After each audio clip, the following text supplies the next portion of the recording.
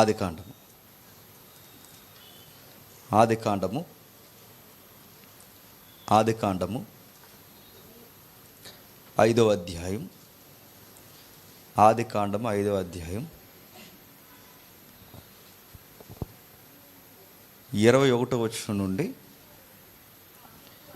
22వ వచనం వరకు చదువుతాం. ఆనోకు 65 ఏండ్లు బ్రతికి మెతూసలను కనెను. ఆనోకు మెతూసలను కనిన తర్వాత 300 ఏండ్లు దేవునితో నడుచుచు కుమారులను కుమార్తెలను కనెను. ఆనోకు దినములన్నీయు 365 ఏండ్లు ఆనోకు దేవునితో నడిచిన తర్వాత దేవుడు అతన్ని తీసుకొని పోయిన గనక అతడు లేకపోయినా. ఆగుతాం. ఆనోకు జీవిత చరిత్ర మనకు తెలిసిందే కదా అనుకుంటాం మనం. నేను చాలాసార్లు చెప్పాను, కాకపోతే మరికొన్ని వింతైన సంగతులు ఇక్కడ ఉన్నాయి. వాటిని గురించి మనం ధ్యానిద్దాం. నిజానికి ఆదికాండము 5వ అధ్యాయం అనగానే ఆదాము యొక్క వంశవృక్షం, హెరిటేజ్ అన్నారు. వారి యొక్క వంశవృక్షంలో మీరు చదువుతున్నప్పుడు విచిత్రంగా అనిపిస్తుంది. చాలామంది వందల సంవత్సరాలు, సుమారు 1000 సంవత్సరాల దగ్గరికి బతికారు. ఆ బతికిన విధానం చూస్తుంటే విచిత్రంగా అనిపిస్తుంది. మరి ఇప్పుడు వాళ్ళు ఎందుకు బతకలేకపోతున్నారు? ఇది ఒక ప్రశ్న. దానికి 2 రకాల వ్యక్తులు, పరిశోధనలు 2 విషయాలు చెప్పారు. థియోలాజియన్స్ ఏమన్నారంటే, మనుషులు పాపం చేయడం వల్లనే ఆయుష్ తగ్గిపోయింది అన్నారు. 1000 ఏళ్ళ ఆయుష్ కాలము 120కి పడింది. చివరికి భక్తులైన అబ్రహాము, యోసేపు లాంటి వారి జీవితం కూడా అదే విషయాన్ని కొనసాగించింది. రెండవది, ఆర్కియాలజిస్టులు ఉన్నారు, పురావస్తు శాస్త్రవేత్తలు. వీళ్ళు ఏమన్నారు? ఆర్కియాలజీ ప్రకారం ఏమన్నారంటే, బైబిల్ యొక్క నేరేటివ్ మనం చదువుతున్నప్పుడు జలప్రలయం వచ్చింది, తెలుసు కదా. ఈ జలప్రలయం వచ్చినప్పుడు ఈ పురావస్తు శాస్త్రవేత్తల అంచనా ప్రకారం ఎందుకు ఆయుష్ తగ్గిపోయిందంటే, యూనివర్స్ లేదా ముఖ్యంగా ఈ ఎర్త్ పొల్యూట్ అయింది, శవాల దెబ్బ అయింది, వాటర్ కూడా కలుషితమైంది. ఇక 1 కాదు 2 కాదు, చెట్లు కూడా ఇంకిపోయి బొగ్గుగా మారిపోయాయి. నీటి యొక్క అద్దడి వలన చాలా వనరులు సమసిపోయాయి. దానివలన దాని ఎఫెక్ట్ ఎక్కడ పడిందంటే మనుష్యుల యొక్క ఆయుష్ మీద పడింది. మీరు కావాలంటే గమనించండి, నేచర్కి మన లైఫ్ స్టైల్కి సంబంధం ఉంటుందంటే 100% సంబంధం ఉంటుంది. మీరు ఏజెన్సీలో ఉన్న ప్రజలను చూడండి, వాళ్ళు ఒకలా ఉంటారు. సిటీలో ఉన్న ప్రజలను చూడండి, వాళ్ళు ఒకలా ఉంటారు. అంటే నేచర్కి దగ్గరగా బతుకుతున్న జీవితాలు ఒకలా ఉంటాయి, సిటీ లైఫ్స్ ఒకలా ఉంటాయి. వాళ్ళని ఎప్పుడన్నా మీరు గమనించండి, కర్లింగ్ ఎయిర్ ఉంటుంది వాళ్ళకి. ఎందుకు? వాళ్ళ తాగే వాటర్ కంటెంట్ని బట్టి, వాళ్ళు పెరుగుతున్న ఆ వాతావరణాన్ని బట్టే వాళ్ళ ఎత్తు చూసారు, ఎంత సైజే ఉంటారు వాళ్ళు. కొన్ని ఏరియాస్, ఇప్పుడు మనం ఉన్నాం, మ్యాక్సిమం మనకి 5.5, 6 మధ్యలో ఉంటాయి ఇండియన్స్ అందరూ. 6 ఎవడో ఉండలేండి, ఎవడో ఉంటాడు. ఫారినర్ చూడండి, అందరూ 6 ఫీట్, ఏం తగ్గరండి, మెజారిటీ అలా ఉంటారు. అంటే భూభాగాన్ని బట్టి, ప్రాంతాన్ని బట్టి, తాగే నీళ్ళను బట్టి మన లైఫ్ ఫ్యాన్లు అనేది ఆధారపడి ఉందన్నమాట. అందుకే ఒకప్పుడు తిల్లుని బట్టి పెద్దోళ్ళు బాగా బతకారు. ఇప్పుడు మనం తినే తిండ్లు బట్టి చెప్పండి, అన్నీ ఫాస్ట్ ఫుడ్లు, ఫాస్ట్గా తినేసి ఫాస్ట్గా చచ్చిపోతాం అన్నమాట. అసలు రైస్ని ఆపకూడదు, రైస్ని ఏపుకుని తింటాం మనం. నేను చాలామందికి కూరగాయలు చాలా చెప్తాను తినొద్దని. ఫాస్ట్ ఫుడ్లు ఏపి డబల్ ఎగ్ అంటాం. ఏపకూడదు రైస్. అది రైస్ని ఏపామో విషంతో సమానం అండి. ఫాస్ట్ ఫుడ్లు బయట తినకూడదు, మ్యాక్సిమం వీలైతే కాల్చే దోశలు కూడా తినకూడదని నన్ను అడిగితే. ఈ ఫుడ్ అనేది మనం ఏం చేస్తాం, మన లైఫ్ యొక్క ఆ స్కేల్ని తగ్గించేస్తుంటుంది రోజు. ఆ రోజు కూడా సృష్టి కలుషితమైంది కనుక ఈ ఆర్కియాలజిస్టులు ఏమన్నారంటే, ఇదిగో దీన్ని బట్టి కూడా ఆయుష్ తగ్గిపోయింది. ఆ జలప్రలయం ఎందుకు వచ్చింది, దానికి మళ్ళీ థియోలాజియన్స్ లింక్ ఉంది. పాపం వల్ల వచ్చింది అంటే, వాళ్ళు చెప్పే స్టేట్మెంట్ రైటే, వీళ్ళు చెప్పే స్టేట్మెంట్ కూడా రైటే, రెండిటికి సంబంధం ఉంది. మొత్తం మీద ఏమైతే అయింది, బైబిల్ చెప్పింది ఆయుష్ తగ్గిపోయింది. ఆ తగ్గిపోయిన ఆయుస్సు గురించి మనం రాస్తున్నప్పుడు ఆదాము దగ్గర నుంచి మొదలు పెడతాడు ఈ ఆయుష్ కాలాన్ని. మొదలుపెట్టి మొదటి అధ్యాయం ఏమంటున్నాడు, మొదటి వచనం ఏమంటున్నాడు చూడండి. ఆదాము వంశావళి. దేవుడు ఆదామును సృజించిన దినమున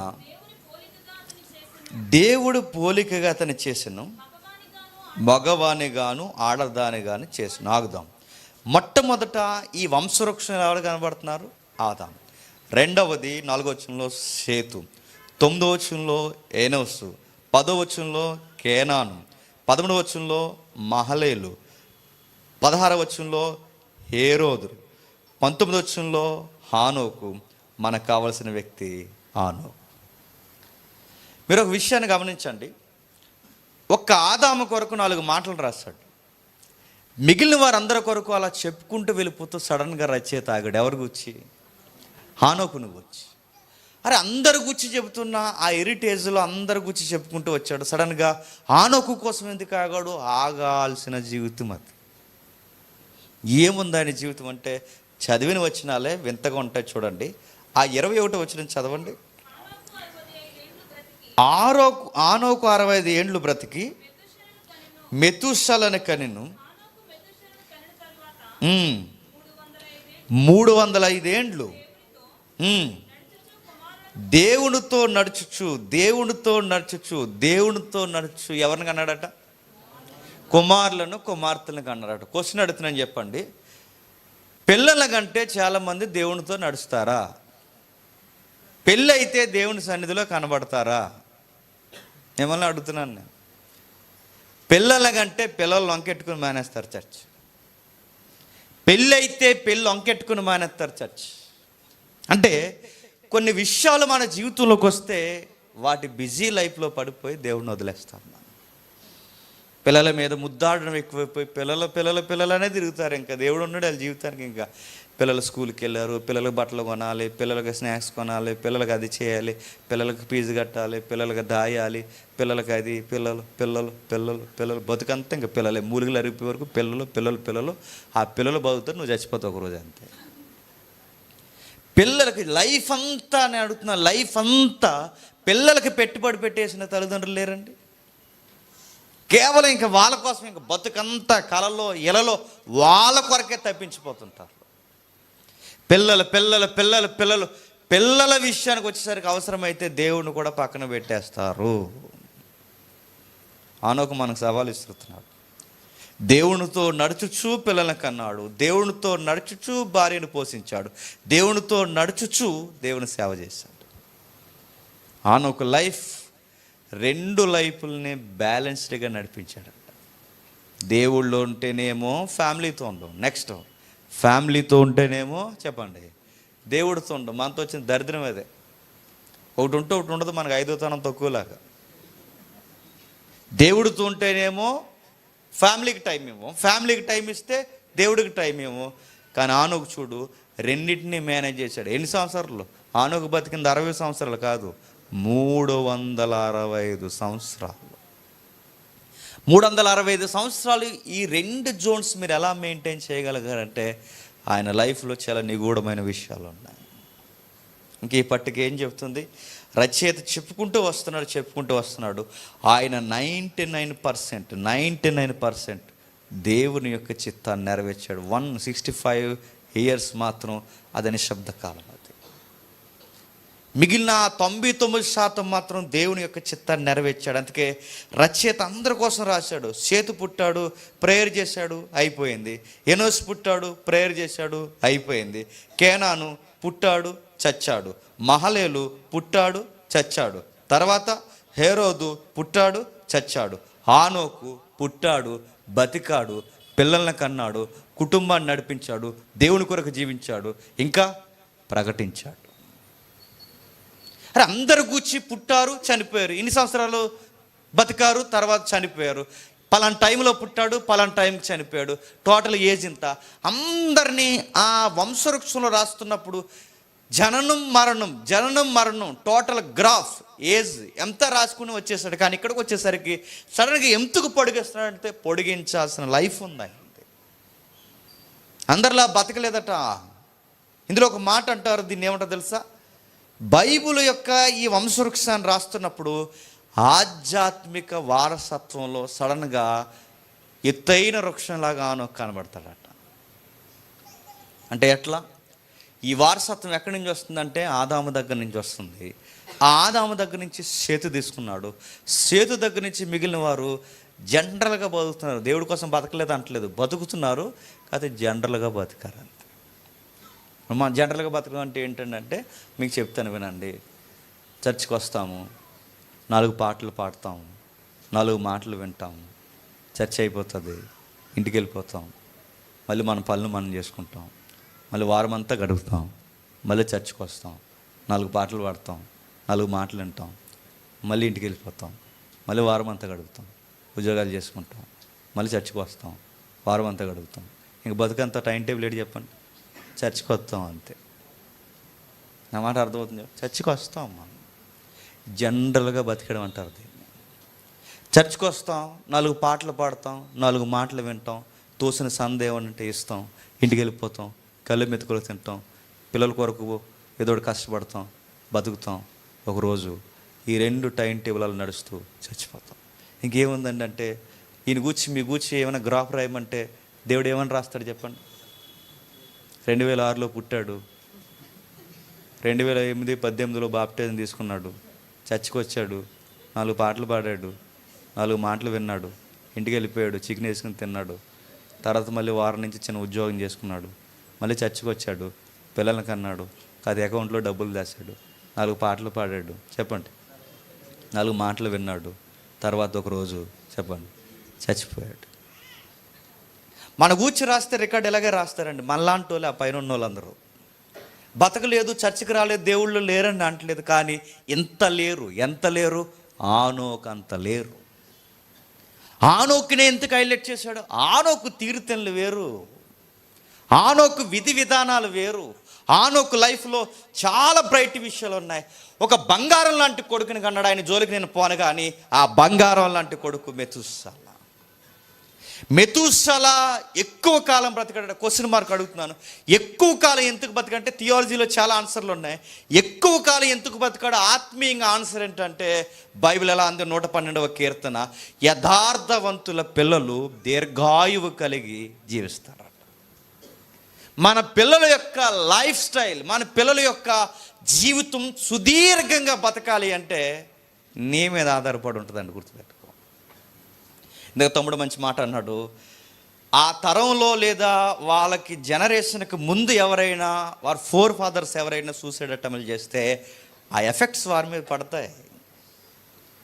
మానసిక రుగ్మత పడుతుంది అన్నది సైకాలజీ ప్రకారం ఎంత వాస్తవమో, నీ భక్తి, నీ యథార్థత కూడా నీ పిల్లల యొక్క లైఫ్ స్టైల్ మీద, వాళ్ళ లైఫ్ ప్యానల్ మీద కూడా పడుతుంది, గుర్తుపెట్టుకో.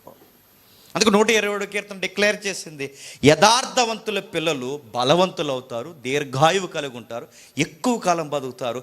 ఇందులో యథార్థపరుడు ఎవరు చెప్పండి?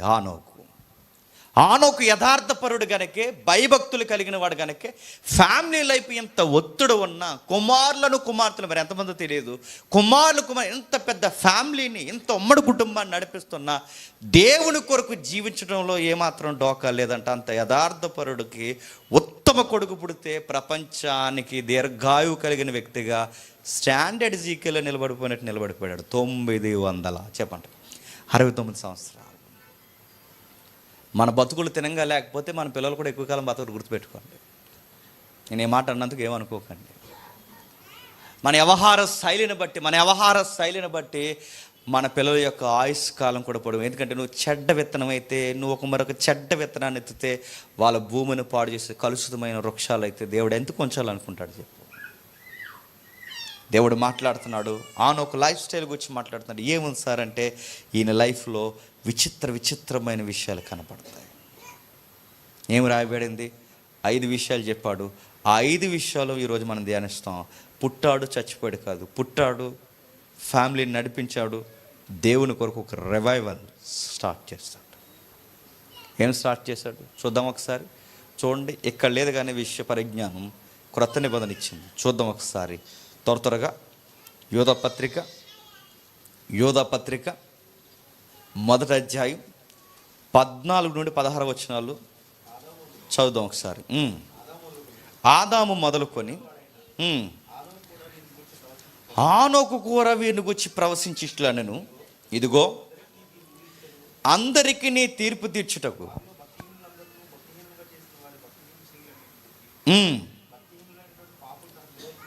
పాపులు తనకు విరోధముగా చెప్పిన కఠినమైన మాటలన్నిటిని గూర్చి ప్రభు తన వేవేల పరిశుద్ధ పరివారంతో వచ్చింది. ఏముందండి ఇందులో? దేవుడితో నడిచినాను కానీ మనం ఏమనుకుంటాం తెలుసా? చేతిలో చెయ్యేసి నడిచాడు అనుకుంటాం. దేవుడితో నడవడం అంటే అప్పుడప్పుడు భక్తిగా కలిగి వెళ్ళిపోవడం అనుకుంటాం. చేతిలో చెయ్యేసి నడవడం కాదు, దేవుని చేతిలో చెయ్యేసి చెప్పిన చోట కల్లా పోయి ప్రకటించడమే దేవునితో నడవడం. గుర్తుపెట్టుకో, దేవుడితో నడిచాడు. మరొక రమ్యమైన మాట రాయబడింది ఆదికాండంలోనే. దేవుడితో నడిచిన తర్వాత దేవుడు అతన్ని తీసుకొని పోయిన. ఆ మాట ఎంత బాగుందండి. మన లైఫ్లో ఎప్పుడైనా చచ్చిపోయిన ఆ శవపేటిక మీద రాస్తారంటారా? ఉద్యోగానికి వెళ్తూ ప్రమాదంలో చచ్చిపోయాడని రాస్తారా? ఏమని రాస్తారని అడుగుతున్నాను. ఏమని రాస్తారు? ఆయన కూర్చొని రాస్తున్నారు చూడండి. దేవుడితో నడిచిన తర్వాత దేవుడు అతన్ని తీసుకెళ్ళిపోయినట్టే. అది ఎలా ఉందో తెలుసా? వచ్చాయి, ఇంక నువ్వు ఇక్కడ ఉండడానికి వీల్లేదు, నా దగ్గరికి వచ్చి ఆయన తీసుకెళ్ళిపోయాడు అన్నట్లేదండి. నీలాంటి వాడు నా సముఖమందు ఉండాలి, వచ్చి అన్నట్టు తీసుకెళ్ళిపోయాడు అన్నట్లేదండి. ఏముంది ఈ లైఫ్లో అంటే సుమారు 5 విషయాలు చెప్తున్నాడు. మొట్టమొదటి విషయం, దేవుడు జడ్జిమెంట్ కోసం చెప్తున్నాడు. ఆ చదివిన వచనాల్లో నేను చెప్పింది కోట్ చేయండి. జడ్జిమెంట్ కోసం చెప్తున్నాడు అంటే ఆ రోజుల్లోనే హానోకు గారికి ఏం తెలుసు చెప్పండి? దేవుని తీర్పు కొరకు తెలుసు. ఈరోజు మనం దేని కొరకు నిరీక్షిస్తున్నాం చెప్పండి? రాబోతున్న తీర్పు కొరకు భయపడే మనం బతుకుతున్నాం.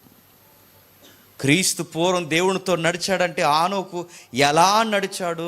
నీలాగా నాలాగా ఆదివారం వచ్చాడు, 4 పాటలు పాడాడు, 4 మాటలు విన్నాడు, వెళ్ళిపోయాడు కాదు, జడ్జిమెంట్ గూర్చి ప్రకటించాడట. ఆ రోజుల్లోనే హానోకు గారికి 300 సంవత్సరాలు ఏం ప్రకటించుకుంటూ తిరిగాడు ఆ రోజుల్లో అంటే దేవుడు ప్రపంచానికి తీర్పు తీర్చబోతున్నాడని చెప్పాడట. జాగ్రత్తగా ఉండని చెప్పాడట. ప్రతి ఒక్కరిని హెచ్చరించాడట. ఏమని హెచ్చరించాడు? భక్తిహీనత కోసం మాట్లాడాడట. ఏమని మాట్లాడాడు? భక్తిహీనత కొరకు. ఇదిగో దేవుడితో నడవడం అంటే నాలాగా రాబోతున్న తీర్పును చూడండి, ప్రమాదం పొంచుంది, దేవుడు తీర్పు తీర్చబోతున్నాడు, మారండి మారండి మారండి మారండి అని తప్పు చేసిన వారిని హెచ్చరించడం మొదలెట్టాడు. ఈరోజు ఒక రమ్యమైన మాట నేర్చుకున్నారు. క్రిస్టియానిటీలోకి ఎలా వచ్చిందో నాకు తెలియదు కానీ, మనం ఎవరు అండి తీర్పులు తెచ్చడానికి అంటున్నారు. మనం ఎవరిని ఏమనకూడదండి, మనం ఏ సేవకులకి పేర్లు ఎట్టకూడదండి, మనం ఏ విశ్వాసం అంతా దేవుడు తీర్పు తీస్తాడండి. మనం ఎవరు అండి తీర్పు తీర్చడానికి అంటున్నారు. నేను అడుగుతున్నాను, మనల్ని తీర్పు తీర్చమని బైబిల్ చెప్పలేదు, కానీ ఒక మాట చెప్పమంది, ప్రతి ఒక్కరికి తీర్పు ఉందమని చెప్పమంది. అరే జాగ్రత్తరా, నువ్వు ఇలా చేస్తే రేపు పొద్దున దేవుని ఉగ్రతకు గురవుతావు అని చెప్పడం తీర్పు తీర్చడమా? తీర్పు ఉందని చెప్పడమా?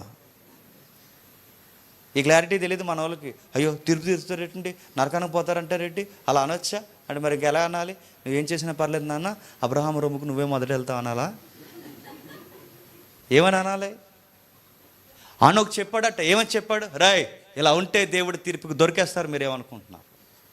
మిమ్మల్ని మీకే చెప్పేది, మీరు నా బంధువులు అవ్వచ్చు కాక మీకు చెబుతున్నాను, ఇలా ఉంటే దేవుడు ఉగ్రత నుంచి మీరు తప్పించుకోలేరు. ఏమనుకుంటున్నారు? దేవుడు చూడ్డానుకుంటున్నారా? నీ పుట్టుక, నా మరణం, ప్రతి ఒక్కరి విషయం, ప్రవర్తన, పిల్లలు ఏమేం చేస్తున్నాం, మన ప్రతి క్రియను ఆయన రికార్డ్ చేస్తాడు. ఆయన తీర్పు తీరుస్తాడు. మీకు ఎక్కట్లేదు బుర్రకి? హెచ్చరిస్తూ తిరిగాడట. తన సమకాలీన ప్రపంచాన్ని కౌంటర్ చేస్తూ హెచ్చరిస్తూ తీర్పు ఉంది, తీర్పు ఉంది, తీర్పు ఉంది, తీర్పు తీర్చట్లేదు, తీర్పు ఉందని చెప్తున్నాడు. మీరు ఎలాగుంటే ఎగిరిపోతారని చెప్తున్నాడు. తీర్పు విషయాన్ని మీరు భయభక్తులు మైండ్లో పెట్టుకుని బతకండి అని చెప్తున్నాడు. మీరు తీర్పు విషయాన్ని జాగ్రత్త కలిగి జీవించకపోతే రేపొద్దున్న పతనమైపోతారు. మెసేజ్ చెప్పేవారు అందరికీ, ప్రత్యక్షంగా పరోక్షంగా చూస్తున్న అందరికీ నేను చెప్తున్నాను, హానోకు యొక్క మెసేజ్లో ఫస్ట్ పాయింట్ ఏంటో తెలుసా? నరకం కోసం చెప్పాడు. దేనికోసం అండి? నరకం. తీర్పు అంటే దేనికి? వేదనకరమైన శిక్ష ఉందని చెప్పడమే తీర్పు. మనం నరకం కోసం ఎప్పుడు చెప్తాం చెప్పండి? మెసేజ్ లాస్ట్లో చెప్తాం. మెసేజ్ అంతా చెప్పి లాస్ట్లో ఏం చెప్తాం? నరకం ఉందని చెప్తాం. మనకు రివర్స్ ఎవరు? హానోకు.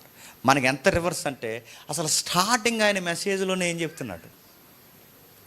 నరకం అనే తీర్పు ఉంది, జాగ్రత్త అని చెప్పాడు. నరకం అనే ప్రమాదం ఉందంటే ఆయన మెసేజ్లో బెంచ్ మార్క్ లాంటి పాయింట్ మొట్టమొదటి ఎత్తుతున్నాడు. తీర్పు ఉంది, తీర్పు ఉంది, తీర్పు ఉంది, నరకం ఉంది, ప్రమాదం ఉంది. ఆ రోజుకు ప్రమాదం జలప్రలయం అయితే ఫ్యూచర్కి ప్రవచనం చెప్పాడు, ఈ ప్రపంచానికి వేదనకరమైన స్థలం ఉంది, నరకం ఉంది. రెండవ పాయింట్ ఏం చెప్తున్నాడు చూడండి, అదే యోధ పత్రిక 14 ఆదాము మొదలుకొని 7వ వాడైన హానోకు కూడా వీరు గూర్చి ప్రవశించి ఇట్లనెను, ఇదిగో అందరికీ తీర్పు తీర్చుటకు వారిలో భక్తిహీనులందరూ భక్తిహీన క్రియలన్నిటిని గూర్చి భక్తిహీనులైన పాపులు వారికి తనకి విరోధముగా చెప్పిన కఠినమైన మాటలన్నిటి గూర్చి వారిని ఒప్పించుటకును ప్రభు తన వేవేల పరిశుద్ధ పరివారంతో వచ్చినాం. బాగా వినాలి, 5 పాయింట్లు నేను చెప్తున్నాను, త్వరగా వినండి, త్వరగా ముగిస్తాను. మొట్టమొదటిది ఏంటి? తీర్పు ఉందని చెప్తున్నాడు. రెండవది ఏం చెప్తున్నాడు? భక్తిహీనత కొరకు చెప్తున్నాడు. ఆయన మెసేజ్లో మరొక కీలైన ఏంటండి? భక్తిహీనత. భక్తిహీనత అంటే నేను అడుగుతాను, వీరుని కూర్చున్నాడు. ఇక్కడ వీరంటే ఎవరు? దేవుడు వీరిని గూర్చి చెప్తున్నాడు, నాకు చెప్పమన్నాడు, వీరి గూర్చి నేను చెబుతున్నాను, ఇలాంటి వాళ్ళందరూ ఎగిరిపోతారన్నాడు. ఇక్కడ వీరంటే టెక్స్ట్లో ఎవరు చెప్పాలి? వీరంటే ఎవరు? ఆ రోజు మేము లేవని అంటారా? చెప్పండి, ఇక్కడ వీరంటే ఎవరు? వీరంటే ఎవరంటే మనకు అర్థం కావాలి అంటే, దేవునితో నడిచిన భక్తులు. భక్తులకి ఏమొచ్చిందట? భక్తిహీనత వచ్చిందట. ఎవరున్నారండి? టెక్స్ట్ మీకు అర్థం కావాలంటే 11వ వచనంకి రండి. అయ్యో వారికి శ్రమ, వారు కయ్యేని నడిచిన మార్గం నడిచిరి, బహుమానము పొందవలనని బిలాము నడిచిన తప్పు త్రోవలో ఆతృతగా పరిగెత్తారు. కోరాహు చేసినట్లు తిరస్కారము చేసి నశించరు. కయ్యేను ఎవరండి? దేవుని కొరకు భక్తితో అర్పణ తెచ్చిన భక్తుడు ఎవరు? కయ్యేను. నెక్స్ట్ బిలాం ఎవరండి? దేవుని ప్రవక్త. నెక్స్ట్ కోరాహు ఎవరు? 12 గోత్రాలు పిలువబడితే ఆ గోత్రాల్లో ఎంతో కొంత నాయకత్వం ఉన్నవాడు. అంటే వీళ్ళందరూ ఎవరు? భక్తులు. ఈ భక్తులకి భక్తిహీనత వచ్చిందట. కయ్యేని గాడికి భక్తిహీనత వచ్చింది. బిలాముకు ఆస్తి మీద డబ్బు మీద మమకారం పెరిగి భక్తిహీనత వచ్చింది. నెక్స్ట్ కోరాహుకి నేనే ముందుండాలని నాయకత్వం పిచ్చెట్టింది. అంటే ఎవరండి ఈ యొక్క తీర్పుకు గురయ్యేది? దేవుడి తీర్పు ఉందని చెప్పేది బయట వాళ్ళకి, దేవుడు నమ్మనోళ్ళకి. ఎవరో రోడ్ల మీద తిరుగుతున్నారు అనుకోకండి, అది తర్వాత విషయం. అసలు ఎవరికి తీర్పు ఉందంటే దేవుని ఎంటే మొట్టమొదట తీర్పు ప్రారంభం అవుతుంది. దేవుని ఏంటంటే చర్చకు వచ్చే వాళ్ళే ముందు జడ్జిమెంట్ లైన్లో నిలబడతారంట.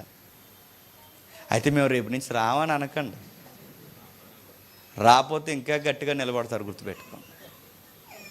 చర్చికి వచ్చే వాళ్ళని ముందని కార్నర్ చేస్తాడు. భక్తిలో భక్తిహీనత ఎవరెవరికి ఎలా ఉందో చూస్తాడు.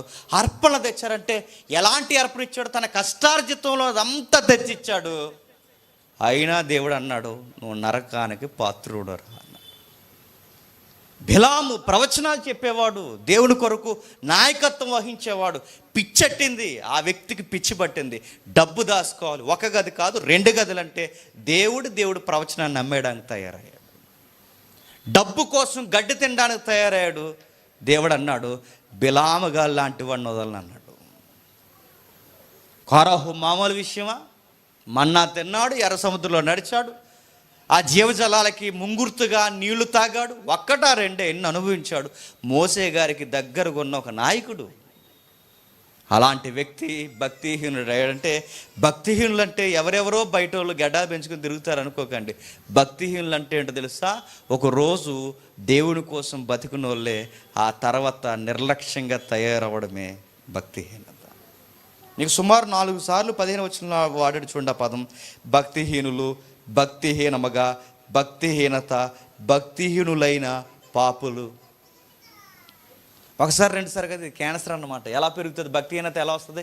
హీనత అంటే తెలుసు కదా, హీనత. రక్తహీనత అంటే, రక్తహీనత అంటే రక్తంలో ఉండాల్సిన ఆ మోతాదు, రక్తంలో ఉండాల్సిన ప్రాణ సంబంధమైన కణ విభజన చచ్చిపోవడమే రక్తహీనత. ఇలా తెరిచినప్పుడు రక్తం కనబడకుండా తెల్లగా పాలిపోయాడమే రక్తహీనత. మరి భక్తిహీనత అంటే, భక్తిహీనత అంటే మెల్లగా కొంచెం. ఇక 4 సార్లు ఎందుకు చెప్పాడు అనుకున్నాడు? ఒకసారే పాడైపోయాం. మెల్లగా మెల్లగా కణాలు చచ్చిపోతుంటాయి అన్నమాట, భక్తి కణాలు. మెల్లగా మెల్లగా మెల్లగా మెల్లగా. రేపు నీకు టికెట్టు, నాకు టికెట్ తీసాడు. దేనికి? ఫస్ట్ షోకి. ఎంత భక్తిహీనత వస్తుందరు నీకు?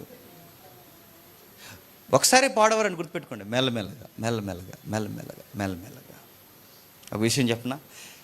నువ్వు ఎలాంటి వాడువో, నువ్వు ఎలాంటి దానివో నీ మాటల మడి చెప్పొచ్చట. నీ భక్తి తీవ్రంగా ఉందో, నీ భక్తి హీనత దశలో ఉందో చెప్పొచ్చట. మరొక ఆయన చమత్కారంగా ఎలా అన్నాడు? నీ మాటలను బట్టే కాదు, ట్రెండ్లో నీ ఎఫ్బీ, నీ ఇన్స్టాగ్రామ్, ఇంకేముంది, నీ వాట్సాప్, నువ్వు పెట్టే స్టేటస్ని, డీపీలని బట్టి నీ భక్తి ఎలా ఉందో చెప్పొచ్చట. చాలామంది డీపీలు పెట్టేసుకుంటారు, అందంగా ఏ వచ్చినాయి, మళ్ళీ లేయర్ మీద లేయర్ వేస్తుంది అదో యాప్. అలాగున్నా తెల్లగానే అవుతున్నాం ఏంటో మరి. డీపీలు పెట్టేస్తారు. ఆ డీపీలు పెట్టేసిన తర్వాత అడుగుతున్నాను, డీపీ ఎందుకు పెట్టావు? నువ్వు అడుగుతాను, నేను డీపీ ఎందుకు పెట్టావు? నేను అందంగా ఉన్నాను. చెప్పండి. ఈ మధ్య నేను తెల్లగా అయ్యాను. నేను ఏదో అనుకుంటున్నారు మీరు నన్ను, నేను ట్రై చేయక కానీ హీరోని అయిపోదును. చెప్పండి. అది మన రేంజ్ అది. కాకపోతే ఎందుకు లేని నేను డీపీ పెట్టుకుని సరిపెట్టేశాను అని ఫీలింగా నేను అడుగుతున్నాను. ఈ మాటని అనొచ్చు అనకూడదో నాకు తెలియదు, కానీ ఒకవేళ అంటే ఎవడో ఒకటి ఎటకారం చేయొచ్చు. గోరింటాకులు పెడతారు. గోరింటాకు దేనికి పెట్టాను అడిగితే దేనికి పెడతారండి? చెప్పండి, దేనికి చెప్తారు? కవరింగ్ ఆన్సర్ ఉందో ఒకటి చెప్పనా? సలవ చేస్తుందంట, బాడీ కూల్ అవుతారు. మరి బాడీ కూల్ అయితే ఎక్కడ ఎందుకు పెట్టావు? ఇక్కడ పెట్టుకో, మెడ మీద, నొడి మీద పెట్టుకో, నుదుటికి వేసుకేలాగా. నువ్వు కూలింగ్ అని చెప్తున్నా కానీ నువ్వు కూలింగ్ కోసం కాదు పెడతా. చెప్పండి, నువ్వు ఇలాగ అన్నప్పుడు చెప్పండి. ఇండియన్ మైథాలజీలో గోరింటాకు అంటే ఏంటి చెప్పండి? మంచి మొగుడు వస్తాడండి. నువ్వు అది బిలీఫ్ చేస్తున్నావా, లేదా అందరూ పెట్టుకుంటున్నారని పెట్టుకుంటున్నావా? నా మాట మీకు అర్థమవుతుందా? అంటే నువ్వు చేసే పనులు, నీ భక్తి ఎలా ఉందో చెప్పండి, చెప్పచ్చు. నీ మాటలను బట్టి చెప్పొచ్చు, నువ్వు పెట్టే స్టేటస్ని బట్టి చెప్పొచ్చు, నీ పోస్టింగ్ని బట్టి చెప్పొచ్చు, నీ డీపీని బట్టి చెప్పొచ్చు, నువ్వు తీసుకునే నిర్ణయాలను బట్టి, నీ యాటిట్యూడ్ని బట్టి, నీ డైలీ దినచర్యని బట్టి చెప్పొచ్చు. నువ్వు ఉదయం లేసి ఏం చేస్తున్నావు, మధ్యాహ్నానికి ఏం చేస్తున్నావు, సాయంత్రానికి ఏం చేస్తున్నావు, ఎక్కడెక్కడ తిరుగుతున్నావు, నీ బైబిల్ టైమింగ్ ఎంత, నీ ప్రేయర్ టైం ఎంత, నీ లైఫ్ టైం ఎంత అసలు నీకు అసలు భయం ఉందా? రేపు తీర్పు రాబోతుందని అసలు నీకు అసలు మైండ్లో ఉంటుందా? నువ్వు టైంపాస్ కొరకు ఎక్కడెక్కడ తిరుగుతున్నావు చెప్పొచ్చు. దీన్ని బట్టి చాలామందిని చూస్తుంటే విచిత్రం అవుతుంది. ఎక్కడికి వెళ్ళారు? టైంపాస్ కోసం అలా బయట. టైంపాస్ ఏంటి? టైం లేదుగా, జడ్జిమెంట్ ఉందిగా. టైంపాస్ కోసం తిరగడం ఏంటంటే తిరుగుతారంటే. ఈ మధ్యకాలంలో స్టైల్ ఏంటి చెప్పినా, అలా ఒక కారు కొనుక్కుంటారు, ఏదో ఒక బైక్ కొనుక్కుంటారు. ఆ కారు కొనుక్కున్న తర్వాత సాయంత్రం కల్లా స్నానం చేసేస్తారు, చక్కచక్క రెడీ అయిపోతారు, పిల్లపాపలతో రెడీ అయిపోతారు, అలా రౌండ్ వేస్తారు, అలా పైన తిరిగి వస్తారు, ఆ రెస్టారెంట్కి వెళ్తారు, అక్కడ ఒక ఫోటో దిగుతారు, బయటకు వస్తారు, మళ్ళీ ఒక ఫోటో దిగుతారు, మళ్ళీ రోడ్డు మీద వస్తారు, ఒక ఫోటో దిగుతారు, ఐస్ క్రీమ్ కొనుక్కుంటారు, అవి పట్టుకుని మళ్ళీ ఫోటో దిగుతారు, మళ్ళీ అలా వస్తారు, ఆ ఫోటో దిగుతారు. వెనకాల ఉన్న వాళ్ళు అడుగుతారు అనమాట, తెచ్చి అవి స్టేటస్లో పెడతాం. పెట్టిన వెంటనే ఏంటంటే మా లైఫ్ మేము ఎంత ఎంజాయ్గా బతుకుతున్నామని సిగ్గు లేకుండా స్టేటస్ పెడతారు. పెడితే సిగ్గులేని వాళ్ళు అందరూ అంటారు రిప్లై అనమాట, ఎక్కడ అని అడిగారు. అక్కడ అన్నారంట. ఐస్ క్రీమ్ ఎక్కడ అన్నాడు, అక్కడే 5 రూపాయలు ఒకటి అన్నారంట. నేను అడుగుతాను, నీకు ఎంత టైం ఎక్కడ దొరుకుతుంది అడుగుతున్నా, ఎంత టైం నేను అడుగుతున్నా. ఎంత జోయల్గా నువ్వు బతికేస్తున్నావు, నీ లైఫ్ అని చెప్పి. ఇది భక్తిహీనత. నువ్వు రోడ్ల మీద దిగి ఫోటోలు తీసుకునేంత టైం నీకు ఎక్కడ దొరుకుతుంది? నీకు బీచ్లు తిరిగేంత టైం నీకు ఎక్కడ దొరుకుతుంది? నువ్వు పార్కుల చుట్టూ తిరిగేంత టైం నీకు ఎక్కడ దొరుకుతుంది? నీకు ఈ టైం పాస్ టైం అంతా ఎక్కడ దొరుకుతుంది? ఇది భక్తిహీనత అనిపించట్లేదు నీకు? నేను చర్చికి వచ్చాను, 4 పాటలు పాడాను, 4 మాటలు వినా, ఇది భక్తి అనుకుంటున్నావా? దేవుడి చేతిలో చెయ్యేసి వెళ్ళిపోవడం కాదు, దేవుని చేతుల్లో చెయ్యేసి ఆయన చెప్పిన చోటకెల్లా నువ్వు పోయి ప్రకటించడమే దేవునితో నడవడం. గుర్తుపెట్టుకో, దేవునితో నడవడం, దేవునితో పెనుగులాడడం, దేవుడు చెప్పినట్టు చేయడం, దేవుని కార్యాలు జరిగించడం, దేవుని కొరకు జీవించడం అంటే. ఫ్యామిలీతో ఉంటేనేమో మినిస్ట్రీలో ఉండవు, మినిస్ట్రీలో ఉంటే ఏమో ఫ్యామిలీతో ఉండవు. ఎవడు నేను భక్తి అన్నది? ఇక అసలు భక్తి అంటే తెలుసా? రెండింటినీ బ్యాలెన్స్ చేయడంలో సత్కిలు పడిపోతున్నావే. అసలు నీకు భక్తి అంటే తెలుసా? ఎవరు గుచ్చి తీర్పు తీరుస్తాడు? బయటోడే ఎల్లయ్య పుల్లయ్య దారండి తిరిగేవాడు గుచ్చి కాదు.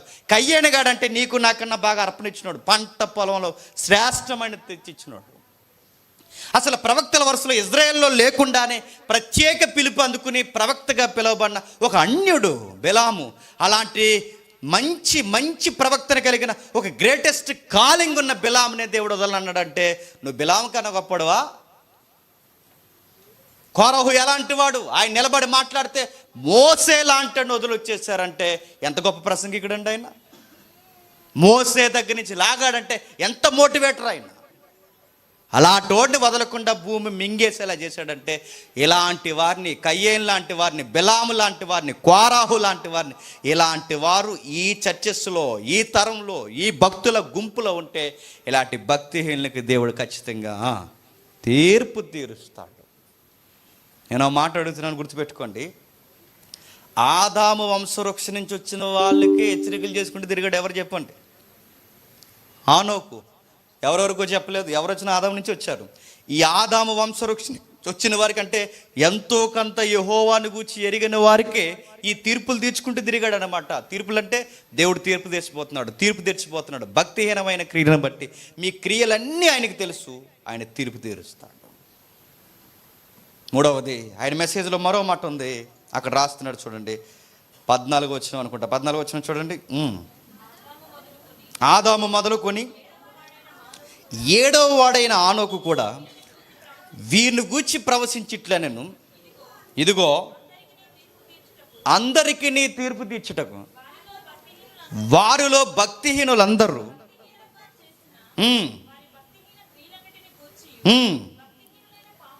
భక్తిహీనులైన పాపులు 14 వచనంలో ప్రభు తన వేవేల పరిశుద్ధ పరివారముతో వచ్చాను. వాడికి భాషలు ఎలా ఉంది?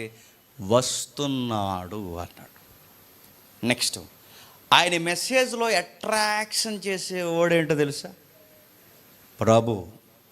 మీరు ఆ వచనాన్ని చూడండి. మీ బైబిల్ ఎలా ఉందో నాకు తెలియదు, కానీ నేను వేరే బైబిల్ తెచ్చాను ఈరోజు. మీ బైబిల్లో ఆ వచనాన్ని చూడండి. ప్రభు అన్న దగ్గర క్యాపిటల్ లెటర్ ఉందా? ప్రభు అనగానే పెద్ద అక్షరాలతో రాశారు, బోల్డ్. ఆ పెద్ద అక్షరాలు ఎందుకు రాశారు? గుర్తుపట్టండి. ఆనోకు యొక్క ప్రసంగంలో హైలైట్ చేసేది ఎవరిని చెప్పండి? ప్రభువుని. ఈరోజు అడుగుతున్నాను, ఈరోజు వర్తమానాల్లో ఎవరిని హైలైట్ చేస్తున్నారు చెప్పండి? చూస్తున్నారు యూట్యూబ్ టైటిల్, మా పెళ్ళైన కొత్తలో పాస్టర్ గారు నేను అనగానే అదొక వర్తమానం. పెళ్ళైన కొత్తలో పాస్టర్ గారు మీరు, నెక్స్ట్ ఏంటండి, మేము ఓ ఇంటికి భోజనానికి వెళ్ళాం, ఇది ఒక వర్తమానం నడుతుంది. ఈ వర్తమానంలో ఎవరు హైలైట్ అండి? పాస్టర్ గారు, పాస్టర్ అమ్మగారు.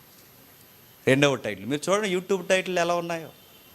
2వ టైటిల్, మాకు చిన్న పాప పుట్టినప్పుడు ఏం జరిగిందంటే ఏం జరిగింది ఇదో టైటిల్. నేను అమెరికా వెళ్తున్నప్పుడు ఏం జరిగింది? ఫ్లైట్లోంచి పడిపోయావా? ఏం జరిగింది? ఫ్లైట్ ఎక్కిరిగిపోయిందా? ఏమైంది అని అడుగుతున్నాను. అమెరికా వెళ్తున్నప్పుడు ఏం జరిగింది? ఫ్లైట్ దిగినప్పుడు ఏం జరిగింది? ఫ్లైట్ నుంచి బయటకు వచ్చినప్పుడు ఏం జరిగింది? వాష్రూమ్కి వెళ్ళినప్పుడు ఏం జరిగింది? ఏం జరుగుతుంది? ఇవ్వండి టైటిల్. ఈరోజు మీరు చూసారా? మాకు పాప పుట్టినప్పుడు ఏం జరిగింది, మా పెళ్ళి అయినప్పుడు ఏం జరిగింది, మా తర్వాత మా పలానా వాళ్ళు భోజనం అనిపించినప్పుడు ఏం జరిగింది, మా పెళ్ళి అయిన కొత్తలో. మీరు చూస్తున్నారు లేదో, చాలా తెలుగు పాస్ట్రమలు చేస్తున్న పనులు మీరు గమనిస్తున్నారు లేదో. అవే చూస్తున్నారండి జనాలు. మీ మెసేజ్లు ఎవరు హైలైట్? మీ ఆయన హైలైట్ చేస్తున్నావు, మీ ఆయన ఏమో నిన్ను హైలైట్ చేస్తున్నాడు. గొప్పలంటే ఈ తరానికి క్రిస్టియన్ హీరోయిన్ అన్నమాట. మాకు మేము సిగ్గులేని ఫ్యాన్స్. మీకు సూపరు. దేవుడు మిమ్మల్ని దీవించాడు, మిమ్మల్ని దీవించాడు. మీలాంటి భర్త ఆమెకు దొరకడం ధన్యత, మీలాంటి భార్య ఆవిడకు దొరకడం ధన్యత. మరి మీరెవరు భార్య భర్తలు? రోడ్ల మీద తిరిగే గాడిదలు మీరెవరు అడుగుతున్నారు? మీరు ధన్యత కదా, దేవుడు మీకు ఇచ్చిన ధన్యత కదా, దేవుడు మీకు ఇచ్చిన ధన్యత కదా. వాళ్ళకంటే ప్రసంగాలు చెప్పడం చేత కాదు, మీకు ఎండడం చేత కదా. అరే ఇందులో ఎవరు హైలైట్ అవుతున్నారు? ఈ వ్యక్తులను హైలైట్ చేసుకుంటున్నారు. అరే అలా సెల్ఫ్ ఎక్కువ అవుతుంది, ఇలా చెప్పుకోవచ్చా? ఇలా దేవుడు కనుమరుగవుతున్నాడు, ఎక్కువ వీళ్ళని హైలైట్ చేసుకుంటున్నారు. ఆడెవరో ఉన్నారండి, గద్వాల్ డిస్టిక్ జాషువా. కొన్ని పేర్లు ఎత్తాలి తప్పదు. జాషువా అని, డేగల జాషువా ఏదో జాషువా ఉంది. అరే అంతా అని అడుగుతున్నాను. ఆయన టీషర్ట్లు, ఆయన వ్యవహారం, ఫార్చునర్ కారు వెనకాల వేసుకొస్తుంటే స్టైలు, బీజిఎం, ఆ వెనకాల చూసి కింద కామెంట్స్, హీరో మాదిరి ఉన్నారు సార్, మా ఏరియాకి మీరు ప్రభాస్ అన్నారంట. మీరు చూడండి కావాలంటే. అడుగుతున్నా, నీ ఏజ్ ఎంత? అరే ఇలాంటివి. దానికి టైట్లు, ఆటో దోలుకునే నేను ఇంత ఎత్తుకెళ్ళలేదు కానీ ఇదొక టైట్లు. మన మెసేజ్లో ఏం కనబడుతున్నాయి చెప్పండి? వ్యక్తులు బీచ్ ఒడ్డు నిలబడతారు, ఆ బీచ్ ఒడ్డు ఎలా షార్ట్ ఒకటి వేసుకుంటారు, ఇలా వేసుకుని ఈ జబ్బలు కనబడేలా చూపిస్తే నిలబడి బీచ్ని ఆయన్ని చూపిస్తున్నారని మనం అంటామని దానికి ఒక విషయం చెప్తారు. దేవుడు సముద్రాన్ని ఎంత అందంగా చేశాడు. ఇప్పుడుదే సముద్రం కోసం కదా చెప్పేది, చెప్పండి. ఆడి కోసమే చెప్తున్నాడు. ఇప్పుడు ఆడ హ్యాండ్స్ మనం చూడాలి. ఎక్కడికో కొండ మీదకి వెళ్తాడు, జాగింగ్ చేస్తూ వాళ్ళ డ్రెస్ పైనుంచి కిందకి వరకు చూపించి ఇలా అంటాడు, దేవుడు మేఘాలని ఎంత అందంగా చేశాడు. బైబిల్ ఇలా రాయబడింది, భూమిని మేఘాలతో కప్పాడని. కాదు, నువ్వు మాకు కప్పుతున్నావు, మాకు అర్థమవుతుంది. మాకు వేస్తున్నావు మేఘం పొగ అన్నమాట అర్థమవుతుంది. ఆనొక మెసేజ్లో మీరు చూడండి, ఆనొక మెసేజ్లో ఎవరు హైలైట్? ప్రభు. ఆయన మెసేజ్లో కీ పాయింట్స్ ఏంటి? జడ్జ్మెంట్. ఆయన మెసేజ్లో కీ పాయింట్ ఏంటి? భక్తిహీనత. ఆయన మెసేజ్లో అతిపెద్ద బెంచ్ మార్క్ ఏంటి? లార్డ్ మాత్రమే గుర్తుపెట్టుకోండి. ప్రభువుని హైలైట్ చేస్తున్నాడు. దేవుడితో నడవడం అంటే ఎల్లాని వచ్చాను ఫోటోలు తీసుకుని స్టేటస్ పెట్టుకున్న ఇది కాదు. వెళ్ళాడు, ఎవరెవరో భక్తిహీనంలో ఉన్నారో చెప్పాడు, ప్రతీదీ మాట్లాడాడు, ప్రతి విషయాన్ని ఎలుగెత్తి చాటాడు. మీరు ఎలాగే ఉంటే దేవుడు మిమ్మల్ని పాతేస్తాడని చెప్పాడు. ఈరోజు మెసేజ్లో ఎవరు హైలైట్ అవుతున్నారు? గుర్రాల మీద ఊరేగిస్తున్నారండి. గుర్రాల మీద ఈయనే ఇప్పుడు పేరు చెప్పిన ఆయన గుర్రాల మీద ఊరేగిస్తున్నారు. మరొక ఆయన ఉన్నారు రాజమండ్రిలో కూడా, వాళ్ళ గుర్రాల మీద. మీ గుర్రాలు ఎక్కడ దొరుకుతున్నాయి? గుర్రాల మీద తిరగడం ఏంటి? మీరు కౌబాయ్ అంటే ఏదో స్టైల్గా ఉందనుకోండి, ఆవులు కాసేవాడని అడుగుతున్నా. ఏంటి అసలు గుర్రాల మీద తిరగడం? మీ వెనకాల మళ్ళీ డప్పుల మేళాలు, ఇదంతా అడుగుతున్నారు. ఎవరిని హైలైట్ చేస్తున్నారు? ఈ జనరేషన్లో ఎక్కువ హైలైట్ అయ్యేది ప్రభు కాదు. ఎవరిని చెప్పండి? తమ్ముడు తాము హైలైట్ చేసుకుంటున్నారు. ఇంక 25న ఎవరో వస్తున్నారండి బాబు ఇక్కడ ప్రవచనాలు చెప్పడానికి. ఎంత అడావుడండి. మాట్లాడదామండి దీని గురించి. సత్యం చెప్పడమే కాదు, సత్యం వెనకాలే అసత్యం ప్రకటింపబడుతున్నప్పుడు దాని గురించి మాట్లాడకపోతే మన సువార్తకుల గుండె అన్ఫిట్. నాకు మొన్న నుంచి నా మనసులో ఉండట్లేదు. ఎందుకంటే వాళ్ళకి వాక్యాలు చెప్పడం రాదు. వాక్యం చెప్పడం రానోడు పరిశుద్ధాత్మ నాలో నుంచి మాట్లాడుతున్నాడంటే ఈ గుడ్డు ప్రపంచం ఎలా నమ్ముతుంది? చాలామంది పిలుస్తున్నారు సవాళ్ళకి, దమ్ముంటే నాకు చేయి. అది కాదండి, దమ్ముంటే నాకు చేయి కాదు, ఈయనకి బైబిల్లో దమ్ము లేదని ప్రూవ్ చేయాలి. అప్పుడు ఆత్మ లేదని అర్థం అవుతుంది. నీకు పరిశుద్ధాత్ముడు ఉంటే, పరిశుద్ధాత్ముడి చేత రాయబడిన బైబిల్ నువ్వు బోధించలేనప్పుడు నీకు పరిశుద్ధాత్ముడు ఎలా వస్తున్నాడు నీలోకి అంటే, పరిశుద్ధాత్ముడు రాయించిన బైబిల్ వివరించిన నీకు చేత కాలినప్పుడు పరిశుద్ధాత్ముడు నీలో ఉన్నాడని ఎలా చెబుతున్నావు? ఒకవేళ చెబితే 70 తప్పులు చెబుతున్నాయి వచ్చినానంటే, ఇక్కడ రాయించిన పరిశుద్ధాత్ముడు నీలోకి వచ్చిన తర్వాత తప్పుడు వివరణిస్తున్నాడంటే అది పరిశుద్ధాత్ముడా ఏరొక ఆత్మ? ఈ పాయింట్ హైలైట్ చేయట్లేదు. తేల్చుకుందా అంటున్నారు. తేల్చుకుందంటే కొట్టుకుంటారు మీద రోడ్డు మీద నిలబట్టాలి. కడగాలి నడుతున్నారు. ఎవరన్నా ఏదన్నా అడిగితే మా ఊరు రండి. ఎవరు అది ఏదో ఊరు చెప్తున్నాడు. ఏ ఊరండి? మా ఊరు రండి బ్రదర్, ఏదో గుడి ఉందలేండి. మా ఊరు రండి అంటున్నా. నేను అడుగుతాను, ఎవడన్నా వస్తలేదో తెలియదు కానీ మనం రమ్మంటే వెళ్ళిపోతాను. నెక్స్ట్ పెడతాను, ఈ ప్రోగ్రాం పెడదాం. వెళ్ళిపోతాం, అందరం కలిసి ఒక 4 వెళ్ళిపోతాం. సార్ బైబిల్ సార్, మీ వండర్స్ మీ మిరాకిల్స్ చేస్తున్నారు సెకండరీ విషయం, ఫస్ట్ మేము లైన్లో నిలబడుతున్నాం. అసలు ఏంటి దీని సంగతి ఏంటి, మీకేం తెలుసు, మీ డాక్ట్రిన్స్ ఏంటి, మీ థియాలజీ ఏంటి, అసలు మీరు ఏం బోధిస్తున్నారు, అసలు మీకు వెనక ఎవరో ఒక బ్యాక్గ్రౌండ్ వాయిస్ ఇస్తే కానీ మీరు నడిపించలేకపోతున్నారు, మీకు పరిశుద్ధాత్మ నడిపించారని ఎలా అంటున్నారు సార్? ఈ పాయింట్లు పట్టుకోవాలండి. ఈరోజు ఎవరిని హైలైట్ చేస్తున్నారు? ప్రతిసారి మైక్ ఇచ్చి పేరు చెప్పి అంటున్నారు. చెప్పండి అమ్మా, నేను ఎలాంటి చెప్పండి, మీ నోట్లోని చెప్పండి, నేను ఎలాంటి చెప్పండి. నువ్వు ఎలాంటివాడో మాకెందుకు, ప్రభు ఎలాంటివాడో మాకు చెప్పు. ఈరోజు మెసేజెస్ అన్నీ ఎంబీబీఎస్ చదివిన వాళ్ళు, ఇంజనీర్సు, పెద్ద చదువులు ఉన్నవారు, అరే ఇంత గారిడి సీమోళ్ళకి ఇలాంటి పనులు చేస్తుంటే మీకు ఎందుకు అర్థం అవ్వట్లేదు అంటే జనాలకి ఏం తెలియట్లేదు చెప్పండి. సత్యం తెలియదు. వీళ్ళకి అన్ని విషయాలు అర్థమవుతాయండి. ఏ బ్యాంకులో ఎంత వడ్డీ వస్తుంది, రూపాయికి ఎంత, ఎవరికి ఎంత ఇవ్వచ్చు, అన్నీ అర్థమవుతాయి.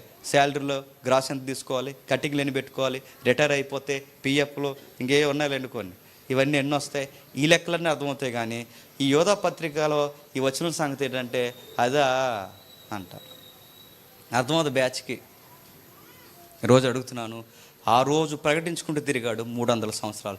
మనకు 300 లైఫ్ ఏం లేదండి, లింగుమని బతికితే 60 సంవత్సరాలు బతుకుతాం.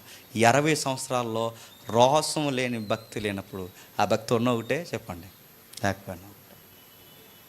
మనం ఎవరినేమనకూడదు అంటే మనం ఏం తీర్పులు తెచ్చాం. ఇలా ఉంటే తీర్పు ఉందని చెప్పండి ఆనోకు వల్లే చెప్తాం. తీర్పు ఉందని ఆనోకు వల్లే చెప్తాం. ఒకటి తీర్పు ఉందని చెప్తున్నాడు, 2 భక్తిహీనంగా ఉంటే మీ సంగతి తెలుస్తా అని చెప్తున్నాడు. 3వది నెక్స్ట్ దేవుణ్ణి హైలైట్ చేస్తున్నాడు. టైటిల్ మీరు గమనిస్తున్నారు లేదో, అద్భుతమైన ప్రసంగం అంటున్నారు. ఏంటట? అద్భుతమైన ప్రసంగం. ఈ ప్రసంగం వినకపోతే చెప్పండి నీ జీవితం వేస్ట్. ఇది టైటిల్ తెలుసా? అద్భుతమైన ప్రసంగం నువ్వెట్టకూడదు టైటిల్. చెప్పండి, విన్న తర్వాత కామెంట్ మేము పెట్టాలి, అద్భుతమైన వర్తమానం చెప్పారని. నువ్వే అద్భుతం అంటావేంటి? ఏం అద్భుతం చెప్పు, అందులో ఏ అద్భుతాలు ఉండవు. అద్భుతమైన ప్రసంగం ఆనోకు నీకు నాకు నేర్పిస్తున్నాడు, కొన్ని విషయాలు నేర్పిస్తున్నాడు, జాగ్రత్త అని చెప్తున్నాడు. మన వర్తమానాల్లో ప్రభువుతో నడుస్తున్నప్పుడు ఎవరిని హైలైట్ చేయాలి చెప్పండి? దేవుడు. ఒకవేళ మనం ఎప్పుడైనా పొరపాటును మన గురించి చెప్పుకోవాల్సిన సందర్భం వస్తే అది నిమిషం మించి దాటకుండా అనతి కాలంలోనే దాన్ని ముగించేయాలి. అది చెప్పిన ఒకవేళ అది కూడా నువ్వు దేవుని దొంగిలించేలా ఉంటే గుర్తుపెట్టుకో, నువ్వు ప్రమాదంలో పడే ప్రమాదం అని గుర్తుపెట్టుకో. అది కూడా సందర్భం కాకుండా కావాలని క్రియేట్ చేసుకుని నువ్వు హైలైట్ చేసుకుంటున్నావు అంటే జాగ్రత్త, నువ్వు దేవుని మహిమను దొంగిలిస్తున్నావు గుర్తుపెట్టుకో. 3 విషయాలు చెప్పాడు. 4వ విషయం చెప్తున్నాడు, పరిశుద్ధ పరివారంతో ఆయన వస్తున్నాడు. ఎంతమంది డివైన్ కౌన్సిల్ కోసం విన్నారండి? పరిశుద్ధ పరివారం అంటే 2 వివరణలు ఉన్నాయి ఇక్కడ. పరిశుద్ధ పరివారం అంటే మనకన్నా ముందు చనిపోయిన వారు దేవునితో పాటు ఒక రోజు వస్తారని చెప్పడం పరిశుద్ధ పరివారం యొక్క వివరణ. 2వది, ఒకవేళ అది ఆనోకు కాలాన్ని తీసుకెళ్ళిపోతే అది దేనికి సంబంధించి అంటే అది డివైన్ కౌన్సిల్ గురించి చెబుతుంది. డివైన్ కౌన్సిల్ ఎవరున్నారు? పరిశుద్ధులు. దానియేలు ప్రవచనాలు చెప్తున్నప్పుడు దేవుని సింహాసనం చుట్టూ ఎవరున్నారట? జాగరికులు, నెక్స్ట్ పరిశుద్ధులు, నెక్స్ట్ దేవదూతలు, నెక్స్ట్ ప్రధానులు. వీళ్ళందరూ ఉన్నారంటే ఈ కేటగిరీస్ ఉన్నాయంటే ఈ పరిశుద్ధులు అనగానే వీళ్ళెవరు? దూతలలో మళ్ళీ ప్రత్యేకమైన కేటగిరీ కలిగిన వారే పరిశుద్ధులనే పదాలతో పిలువబడ్డారు. డివైన్ కౌన్సిల్ ఒకటి రన్ అవుతుందని ఆ రోజుల్లోనే తెలుసట ఎవరికి? ఆనోక్ గారికి. నెక్స్ట్ అది ప్రవచనం అయితే ఇంకా ఆనోక్ గారికి ఏం తెలుసు? రేపొద్దున్న నేడో రేపో దేవుడు వస్తే వస్తూ దేవుడు ఒక్కడే రాడు, మనకన్నా ముందు చనిపోయిన వారిని కూడా ఆయన కూడా ఎంట పెట్టుకుని వచ్చిన విషయం ఆనోక్ గారికి తెలుసు అంట. ఇప్పుడు చెప్తున్నాను వినండి, ఆనోక్ గారికి బేసిక్గా ఎన్ని డాక్టరీన్స్ తెలుసు చెప్పండి? 5 డాక్టరీన్స్ తెలుసు అంట. ఒకటి, ఆయన మొట్టమొదటి విషయం చూడండి, దేవుడు జడ్జిమెంట్ అనే డాక్టరీన్, జడ్జిమెంట్ ఆఫ్ డాక్టరీన్, ఆ విషయాన్ని తెలుసంట ఆయనకి. 2వది అమర్త్య, మిస్సింగ్ ద మార్క్, అంటే సిన్ అంటే ఏంటో, భక్తిహీనత అంటే ఏంటో ఆ విషయాన్ని చెప్తాడట. 3వది డివైన్ కౌన్సిల్, అంటే ఆయన చుట్టూ ఉన్న ఆ యొక్క సమూహము మండలం, దేవుని యొక్క తీర్పు మండలం ఎలా ఉంటుందో చెప్పగలడట. 4వది దేవుడే ప్రధానంగా ఉండాలంటే డాక్ట్రిన్ ఆఫ్ గాడ్, దేవుడు మాత్రమే ప్రథమ స్థితిలో మన బతుకుల్లో ప్రసంగాల్లో ఉండాలన్న విషయం ఆయనకు తెలుసా. ఇక ఐదవది ఏంటో తెలుసా, దేవుడు వస్తున్నాడు అంటే సెకండ్ కమింగ్ కోసం కూడా ఆయనకు తెలుసు అంట. నా మాట అర్థమవుతుందా? దేవుడు వస్తున్నాడంటే దేవుడు రాకడ గురించి తెలుసట. ఎవరికి? ఆ రోజుల్లో రాబోతున్న సమకాలీన రాకడా తెలుసు, రాబోతున్న యేసు ప్రభు రాకడ గురించి ప్రవచనం కూడా ఎవరికి తెలుసు? హానోకుకు తెలుసు. అంటే ఈ ద్వంద్వ, ఈ ఏదైతే కనబడుతుందో ఈ డ్యూయల్ ప్రాసెస్ చెప్పాడు ఆయన. సమకాలీన జల ప్రళయం గురించి చెప్పాడు, రాబోతున్న ప్రపంచ ప్రళయాన్ని గురించి మాట్లాడుతున్నాడు. దేవుడు రాబోతున్నాడు, దేవుడు రాబోతున్నాడు, దేవుడు నేడు రేపు వచ్చేస్తాడు. దేవుడితో నడవడం అంటే ఏంటో తెలుసా? ఇన్ని విషయాలు ఆయన స్థిరపడి నేర్చుకుని తన చుట్టూ ఉన్న వారికి ప్రకటించుతూ తిరగడమే చెప్పండి దేవునితో నడవడం. మనం అనుకుంటాం దేవునితో నడవడం అంటే, చెప్పండి ఇందా చెప్పానుగా, చర్చికి రావడం చెప్పండి, 4 పాటలు పాడడం చెప్పండి, 4 మాటలు వినడం చెప్పండి, టయానికి ఇంటికి వెళ్ళిపోవడం, ఆదివారం వండుకుండా తినేసి ఎల్లకిల్ల దొల్లేసి సోమవారం లేసి పనికి వెళ్ళిపోయి, వెళ్ళొద్దని కాదండో ఈ పనికి వెళ్ళాలి, నేను కూడా వెళ్ళాలి పనికి, అందరూ వెళ్ళాలి, కష్టపడిన వాడే భోజనం చేయాలి. ఇదంతా చేసి మళ్ళీ సాయంత్రం మళ్ళీ అయిపోయిన తర్వాత అలా తిరిగి మళ్ళీ ఆదివారం వచ్చి, ఇదే కదండి దేవునితో నడవడం అనుకుంటున్నాం మనం, ఇదే కదా దేవునితో నడవడం అనుకుంటున్నాం. కానీ ఆనోకు చూడండి దేవునితో ఎలా నడిచాడు. ఓ పక్క కష్టపడ్డాడు, తన జీవన సంబంధమైన పని చేసుకున్నాడు, మరో పక్క ఫ్యామిలీని నడిపించాడు, కుటుంబాన్ని పోషించాడు, మరో పక్క అన్నిటికన్నా గొప్పగా ఈ 5 సిద్ధాంతాల్లో స్థిరమగుండి దేవుని గురించి ప్రకటించుకుంటూ ఎన్ని సంవత్సరాలు తిరిగాడు చెప్పండి? 300 సంవత్సరాలు తిరిగాడు. ఎన్ని సంవత్సరాలు? మనకు 300 సంవత్సరాలు ఇస్తే నేను అడుగుతున్నాను, 200 సంవత్సరాలు బాగోం చెప్పండి. పై 50 సంవత్సరాల్లో దేవుళ్ళలోకి వస్తాం, 50 సంవత్సరాలు చర్చికి వచ్చి వెళ్ళిపోతాం, లాస్ట్ 50 సంవత్సరాలు కూడా అయిపోతాయి, ఇక 70-80 వచ్చేస్తాయి, అది కూడా మన బుర్రకెక్కదు. ఇక లాస్ట్ నెలలకు వచ్చేస్తాం, నెలల్లోకి అప్పుడు ఎక్కడ లేని ఉద్యమం వచ్చేస్తుంది. నేను దేవుని సేవ చేయాలనుకున్నాను కానీ దేవుడు నాకు ఓపిక ఇవ్వట్లేదు, మోసం అయిపోతాయి అంటాం. అప్పుడు వచ్చేది నీకు ఎక్కడ లేని తీవ్రత. నీకు ఒక మాట నేను సవాల్ చేసి ముగించేస్తాను. ఆనోకు జీవితం చూడండి, మనకున్నంత వెలుగు ఆనోకు ఉందండి. అప్పటికి వెలుగంటే ఏంటి? 66 పుస్తకాల వాక్యపు వెలుగు అప్పటికి అనుకుందా? అసలు బైబిలే లేదండి వాళ్ళ టైంకి. ఆనోక్ గారి టైంకి బైబిలే లేదు. మనకు 66 పుస్తకాలు ఉన్నాయి, ప్రభు యొక్క త్యాగం ఉంది, అపోస్తుల పునాదులు ఉన్నాయి, ప్రవక్తల యొక్క పరంపర ఉంది. ఒక్కటా రెండా? ఎంత ఉంది? అయినా వాళ్ళ జీనియాలజీ చాలా చిన్నది. ఆదాము దగ్గర నుంచి 7వ వాడంటే వాళ్ళ తరం చాలా తిన్నది. ఆ తరానికి అంత హెచ్చరించాడంటే నీ జీనియాలజీ చూస్తే ఎంత పొడవుంది వృక్షం. మీ తాతల ఎక్కడి నుండి ఉంది? ఇన్ని తరాలు దేవుడు దాటించి ఈ జనరేషన్లో నేను నిలబెట్టాడంటే, ఇంత వెలుగిచ్చి, ఇంత పుస్తకాలు ఇచ్చి, ప్రసంగికులు నిలబెట్టి, అపోస్తులు నిలబెట్టి, ఇంత వెలుగునిచ్చి, సత్యమేంటో అసత్యమేంటో ప్రతి వారము నీకు బోధించి, ఇన్ని నీకు చెప్పినా నువ్వు దేవునిలో ఏమి నడుస్తున్నావు? వస్తావు, కొంచెంసేపు కూర్చుంటావు, వెళ్ళిపోతావు. ఆ వచ్చిన వారం కూడా దేవుణ్ణి ఏం చేస్తావు ప్రభు అని అడుగుతావు. నీకు ఏం చేయలేదా? ఏం చేయకుండానే ఇప్పటివరకు బతుకున్నావా? ఇంకేం చేయాలి? చాలా చేస్తున్నాడు ఆయన. ఆయన కూర్చుని నువ్వేం చేయవు. ఆనోకు చెప్పుకుంటూ తిరిగాడు. భక్తిహీనులైన వారందరికి చెప్పుకుంటూ తిరిగాడు. చర్చిలో కొంతమంది వ్యక్తులు ఉంటారండి, వాళ్ళని చూసారా? పక్కవాడు ఏదన్నా కొంచెం భక్తిలో తగ్గుంటే వీడు బాధపడిపోతుంటాడు. నువ్వెందుకురా బాధపడిపోతున్నావు అంటే, ఆ తీవ్రత వీడికి ఎందుకు ఉండట్లేదని ఆయన ఫీల్ అవుతున్నాడు. ఎందుకంటే వీడికి భక్తి ఉంది. వీడికి అరే అలా ఉండట్లేదు. వీడు అలా మన సినిమాకి వెళ్ళాడు, మన అక్కడికి వెళ్ళాడు, మన ఇక్కడికి వెళ్ళాడు, మన ఎలా చేశాడు, మన ఎలా మాట్లాడాడు, ఆడేదో చేస్తే నువ్వే దగ్గర ఫీల్ అయిపోతున్నావు అంటే, ఇది ఆనోకు కూడా అలాగే ఫీల్ అయిపోయాడు. ఎలా ఉంటున్నారేంట్రా, ఎలా చేస్తున్నారేంట్రా, మీ పెళ్ళిళ్ళు, మీ వ్యవహారాలు, మీ మాటలు, మీ తిరుగుళ్ళు ఏంట్రా వ్యవహారం అంతా. ఆనోకు కూడా అలాగే బాధపడ్డాడు.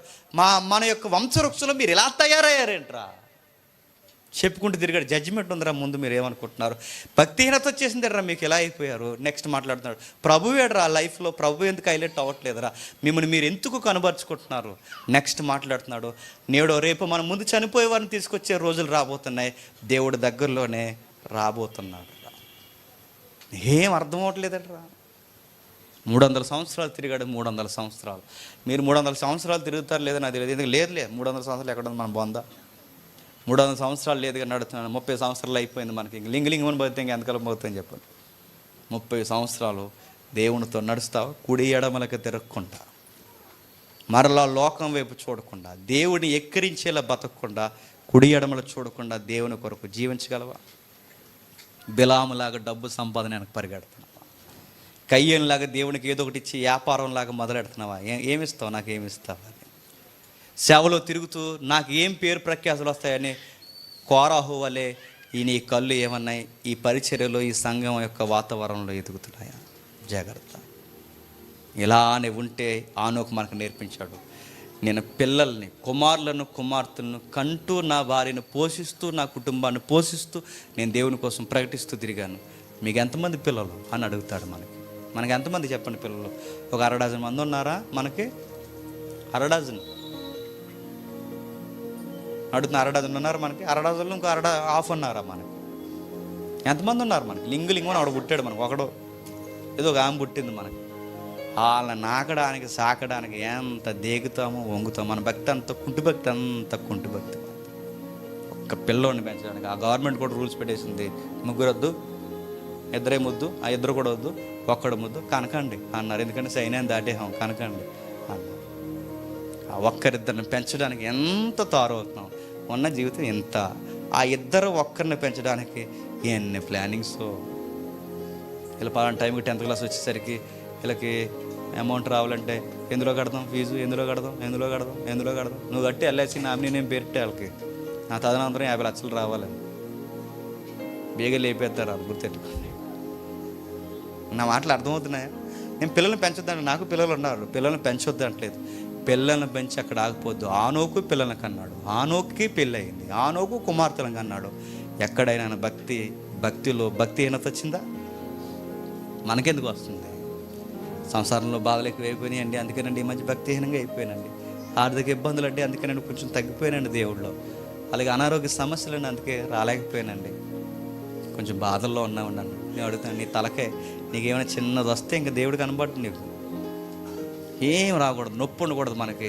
ఇదిగో భక్తులు కొంతమంది వర్షం వచ్చినట్టు రావడం వల్ల అయిపోయారు. వర్షం కూడా రాకూడదు మనకి. చర్చికి రావాలంటే వర్షం ఎందుకంటే వర్షం వస్తే అలా సినికి పడిన వెంటనే అలా మొలకైపోతాం కదా, అందుకు వర్షం రాకూడదు మనకి.